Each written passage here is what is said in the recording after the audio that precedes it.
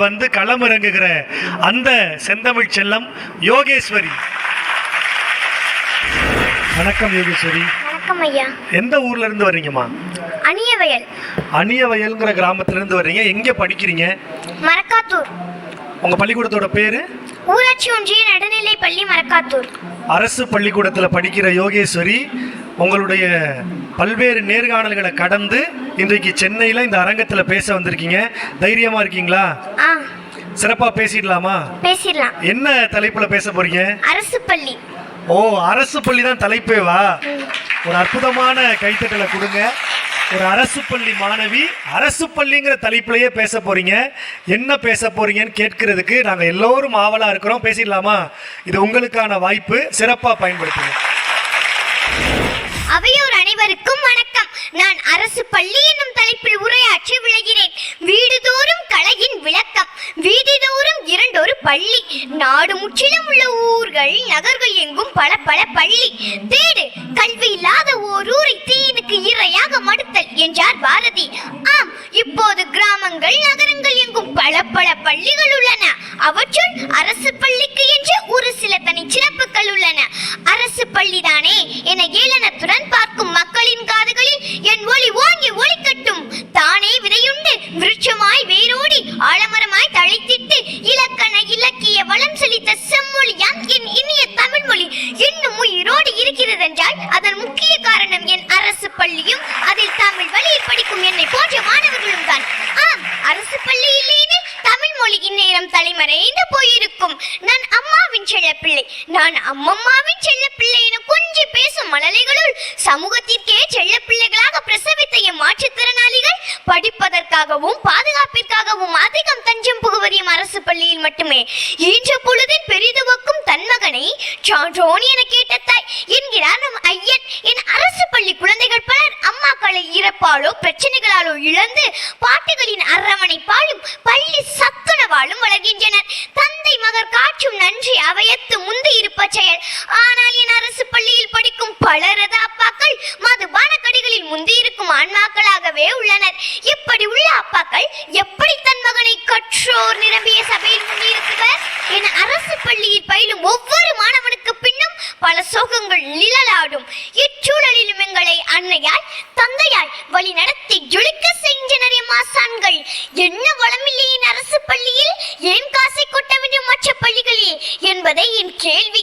ஆம், போதுமான கட்டட வசதி, நூலக வசதி, கணினி வசதி, கழிப்பறை வசதி, சத்தான காலை மதிய உணவு, அறிவார்ந்த ஆசிரியர்கள் என அரசும் எங்களுக்கு அதிகமாகவே கை கொடுத்து வருகிறது.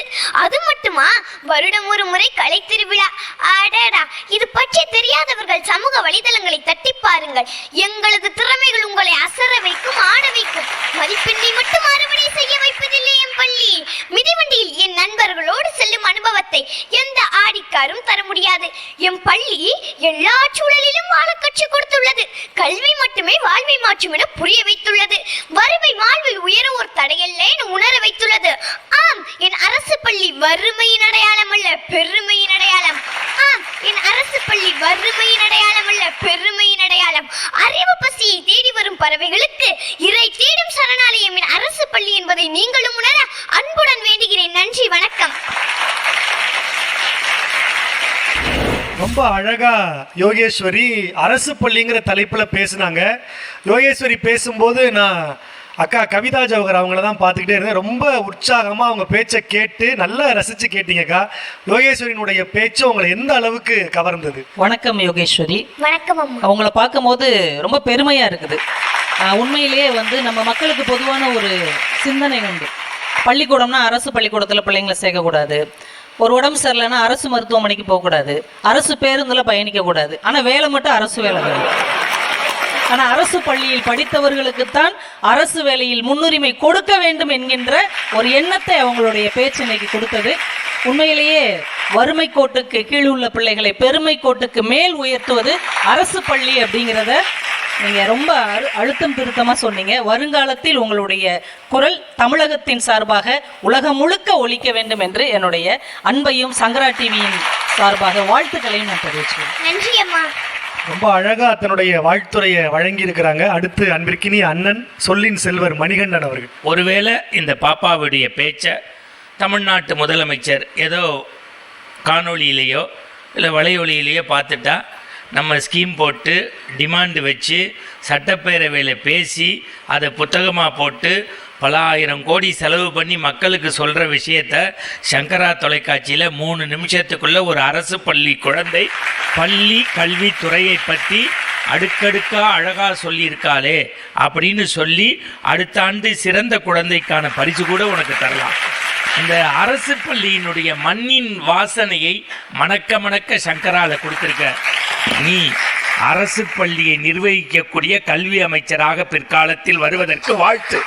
நன்றி ஐயா. ரொம்ப அழகா 2 நடுவர்களுமே வாழ்த்துரைகளை வழங்கி இருக்கிறாங்க. அரசு பள்ளியில படிச்ச ஒவ்வொருவரும் திரும்பவும் அரசு பள்ளிக்கூடத்துக்குள்ளேயே போகிற அளவுக்கு ஒரு அற்புதமான உரையை யோகேஸ்வரி பேசி இருக்கிறாங்க. மலரும் நினைவுகளை உருவாக்கி கொடுத்துருக்கிறீங்க. தொடர்ந்து உங்களுடைய பேச்சு ஸ்ரீ சங்கரா தொலைக்காட்சியில் வரட்டும்.